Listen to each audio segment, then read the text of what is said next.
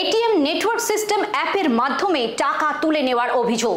বিধাননগর পূর্ব থানার তত্ত্বাবধানে এটিএম জালিয়াতির কিনারা হয়।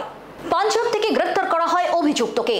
পাঞ্জাব ন্যাশনাল ব্যাংক সিজে ব্লক সল্টলেক শাখার ম্যানেজার অভিযোগ করেন যে তিনি তার শাখার অধীনে একটি এটিএম কাউন্টারে সম্প্রতি সিসিটিভি ফুটেজের মাধ্যমে বেশ কিছু সন্দেহজনক কার্যকলাপ পর্যবেক্ষণ করেছেন, যেখানে পরবর্তীকালে ওই এটিএম থেকে বেশ কিছু নগদ টাকা ঘাটতি ছিল বলেও জানা যায়।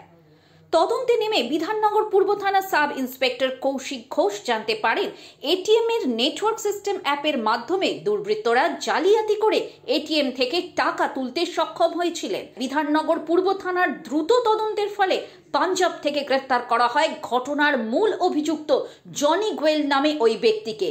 বিশদে জানতে এখনো তদন্ত চলছে। অপরাধ করলে শাস্তি অনিবার্য। অপরাধীরা যেখানেই পালাক না কেন পশ্চিমবঙ্গ পুলিশ প্রশাসনের হাত থেকে রেহাই পাওয়ার উপায় নেই। সঙ্গে থাকুন, দেখতে থাকুন friends of West Bengal police, মানুষের পাশে বিশ্বাসী।